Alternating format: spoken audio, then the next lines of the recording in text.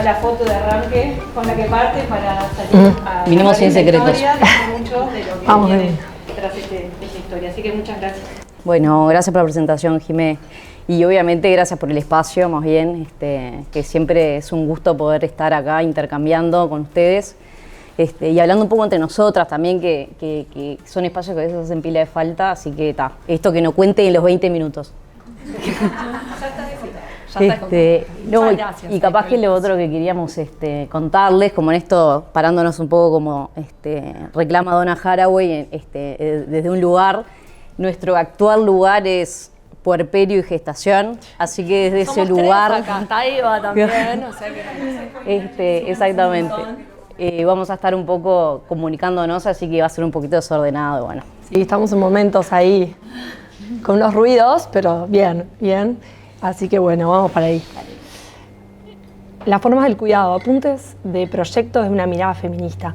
Acá, más que nada, contarles que lo que veníamos es a intercambiar cómo la práctica, la mirada feminista nos ha transformado la forma de pensar, de hacer, pero sobre todo de reflexionar sobre la arquitectura escolar, tanto de los proyectos como de las obras. Bueno, organizamos un poquito esta presentación en 3 episodios, digamos. Uno en el que nos presentamos un poco más, sobre todo más vinculado a nuestro trabajo y a nuestra relación con todos estos ítems que ven ahí, que es un vínculo bastante tensionado.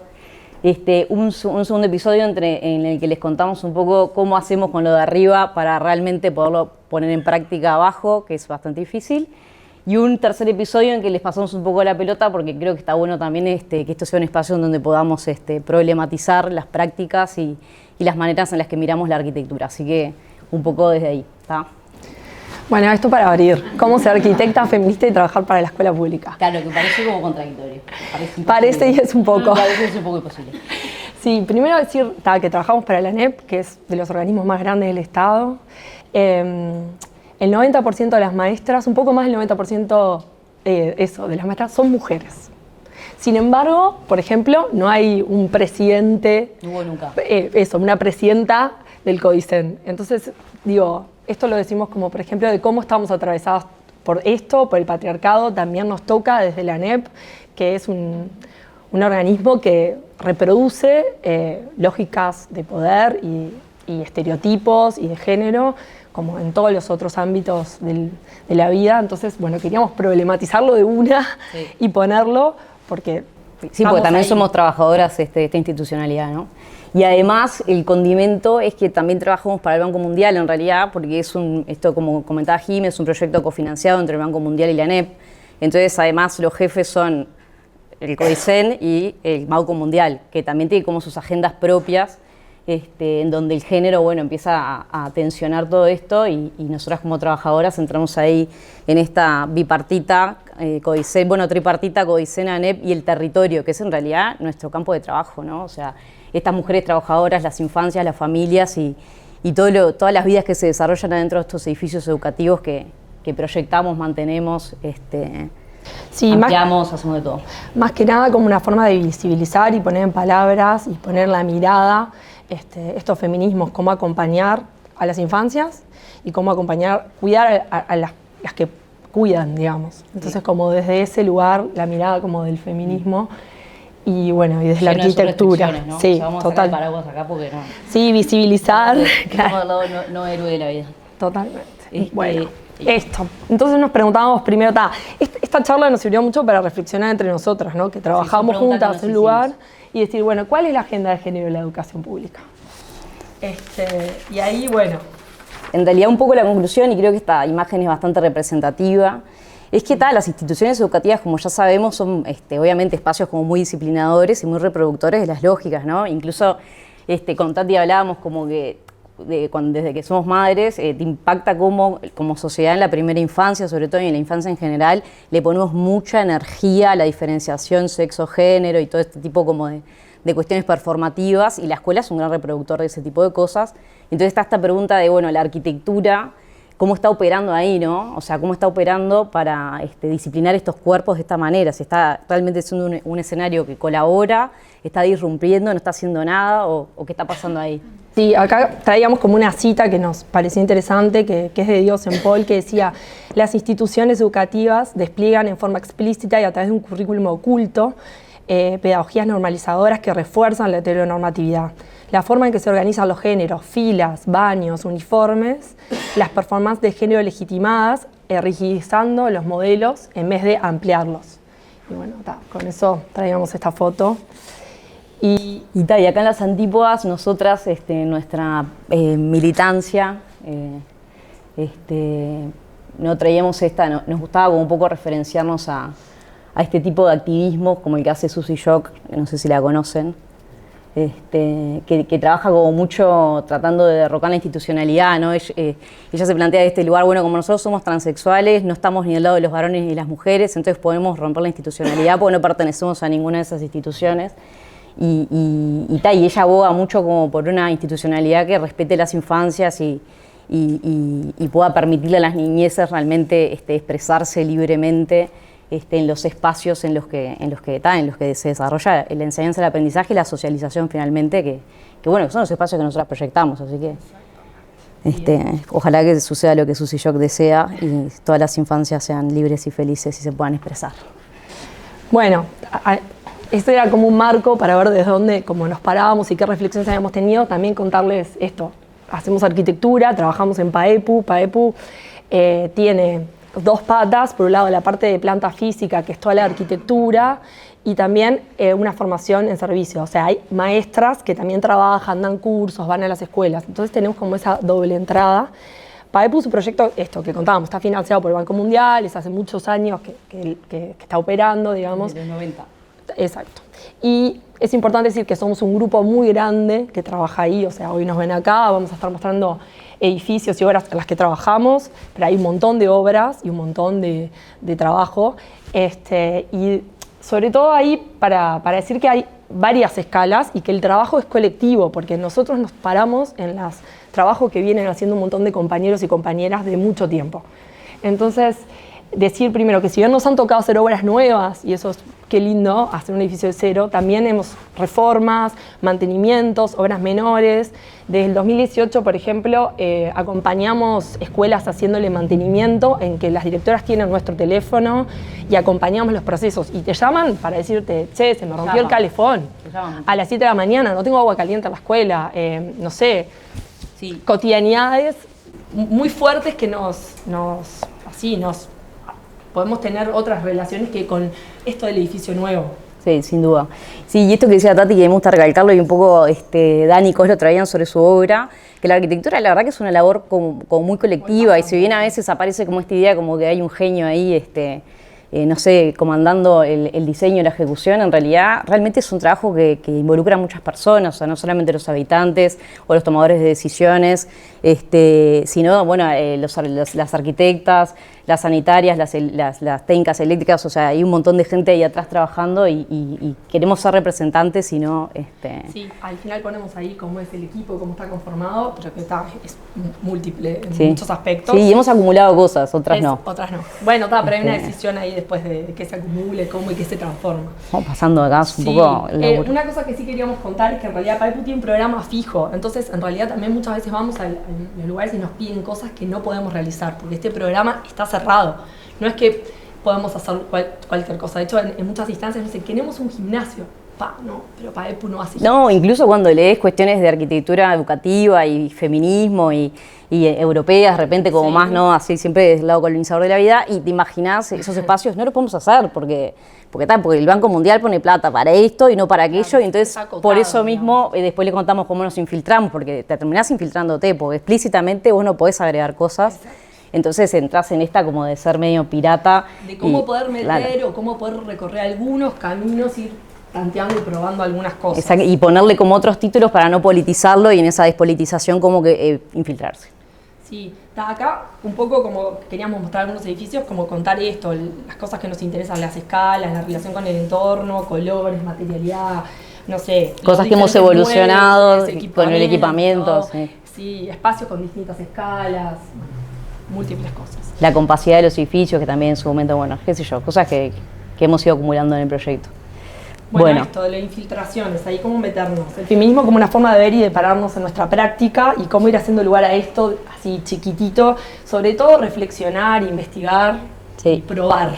Acá las fotos también no derroteros, son, múltiples. Las fotos no son tan estéticas, pero son reales. Esta foto es de una escuela de Montevideo, que con un plan de mantenimiento después le pintamos todo de blanco, ficcionando de que estaban muy mal estado las puertas, pero en realidad esto es el territorio en el que nosotros estamos trabajando, ¿no? Y entonces, bueno, nada, incidir con esta agenda en el territorio, siendo conscientes de esto, de que la arquitectura, esta frase, ¿no? Tan neutra ella y de género tan político él, nada de esto es tan así, ¿no? O sea, la arquitectura no es tan neutra, porque finalmente acá está visto que está habilitando o deshabilitando determinados escenarios y siendo como muy simbólica en la manera en la que está ahí siendo eso como escenario de las prácticas, ¿no? O sea, ya ven como que... Esta investigación la hicimos en el marco de Jefas y ahí pudimos en realidad hacer algunas cosas. Vamos a mostrar un pedacito de eso y de algunas cosas que hemos podido infiltrar en nuestra práctica. Es cierto. Bueno, acá. Esto en realidad es una reflexión acá que traíamos de Paul Preciado, que nos parecía interesante decir: la arquitectura parece simplemente ponerse al servicio de las necesidades naturales más básicas, dormir, comer, cagar, mear. Operan silenciosamente como la más discreta y efectiva de las tecnologías de género. Y ahí ponía también, decía: escapar el régimen de género de los baños públicos es desafiar la segregación sexual que la moderna arquitectura urinaria nos impone desde hace al menos 2 siglos. Público-privado, visible-invisible, decente-obsceno, hombre-mujer, pene-vagina, de pie sentado, ocupado libre. Es un texto muy lindo. Sí, que nos dio como el puntapié para esta reflexión en relación a los baños, que es una cosa que parece tan ingenua, no sé, o tan obvia o tan funcional. Y sin embargo son espacios de mucha disputa y muy conflictivos en la órbita, digo, lo público en general, porque los habitamos todos. Los baños públicos son bastante polémicos. Imagínense en la escuela. En la escuela son lugares en donde, bueno, nada, muchas tensiones. Exacto. Entonces, aprovechando el curso de ese jefa que tuvimos y nuestra práctica en el proyecto, empezamos a mirar un poco qué bibliografía había y Paul Preciado pisa fuerte en este sentido. Y esta foto la traemos porque hay que chequear si esto es así. Ahora fue así. En el año 2017 hubo una conferencia LGTBQ+, qué sé yo, en el Solís. Entonces la gente quería ir al baño y se genera el conflicto, porque los de seguridad como que no sabían a dónde dirigir a las personas.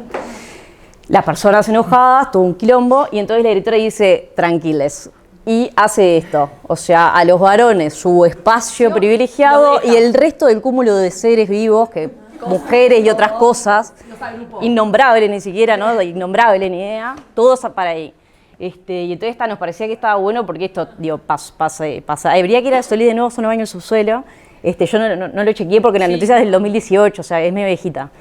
Fui hace poco, pero no me fijé si estaba el cartel. Tampoco. Estuvimos discutiendo si creo que no deben ser. Ella en la entrevista, aparte la directora estaba como fascinada con su idea, incluso dijo, y aparte incluso le puso un cambiador al baño de las mujeres. Perfecto.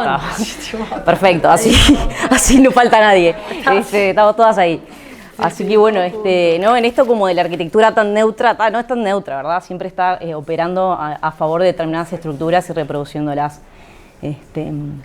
Bueno, y acá un poco la investigación, esto que empezamos a meternos, digamos, y ponemos reflexiones sobre la experiencia en el proyecto de los baños en las escuelas públicas, que estas son algunas de las variables que empezamos a estudiar. Vamos a mostrar algunas medias rápidas, que es primero la distancia importa, y esto podemos hacer un anecdotario de las cosas que vemos, pero por ejemplo, en una escuela en Colonias, las infancias no querían ir al baño porque la batería de baños queda fuera del edificio. Entonces, cómo la distancia importa la edad, importa dónde están ubicadas, cómo es la configuración del edificio, si es una L, es una tira, es un claustro, cuánto pueden recorrer con tranquilidad.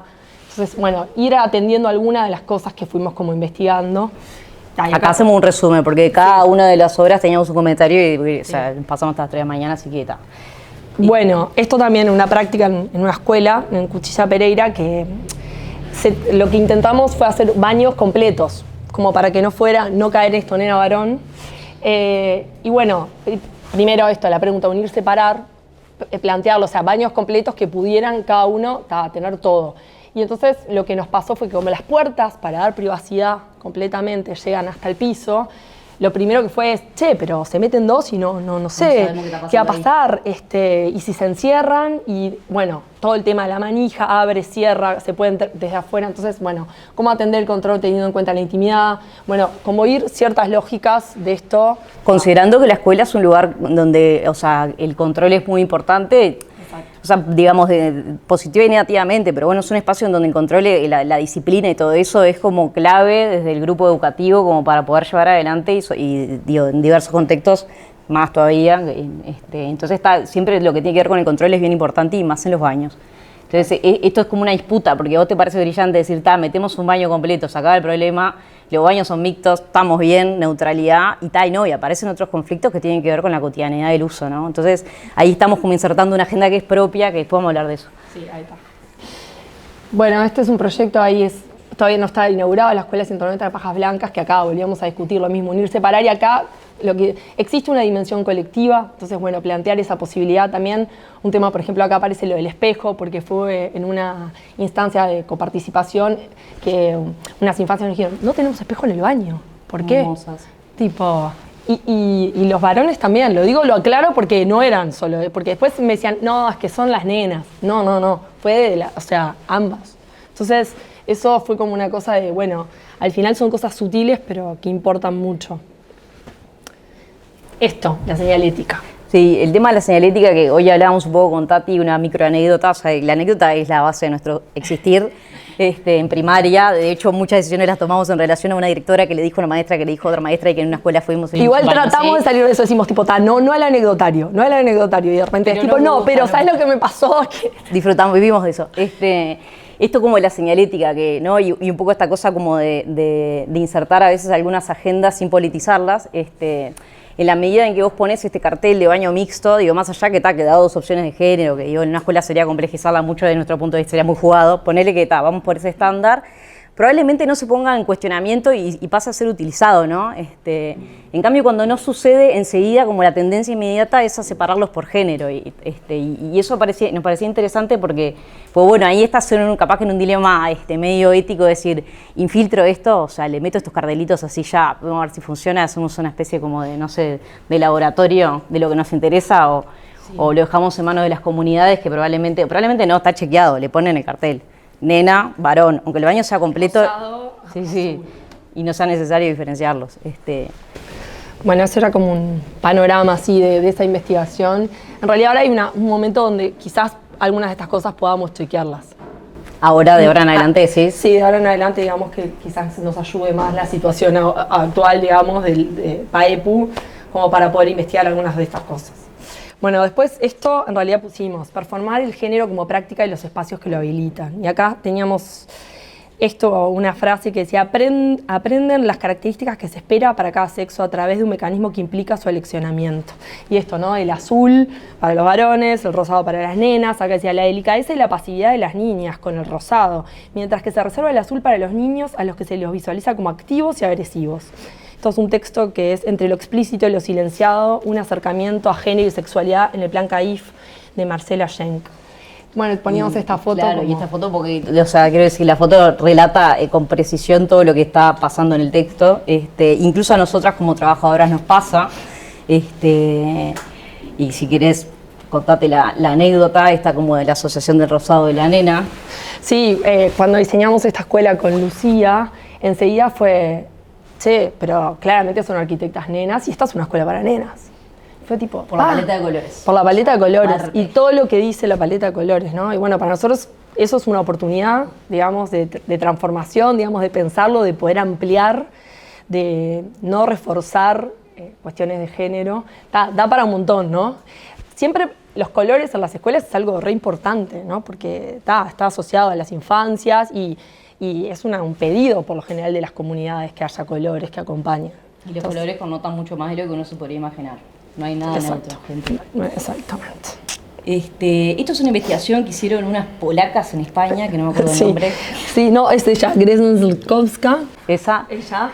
Que deben de haber visto estos esquemas 1000 veces en internet, porque en Instagram circulan y qué sé yo, en baja calidad, no logramos mejor. Sí, no.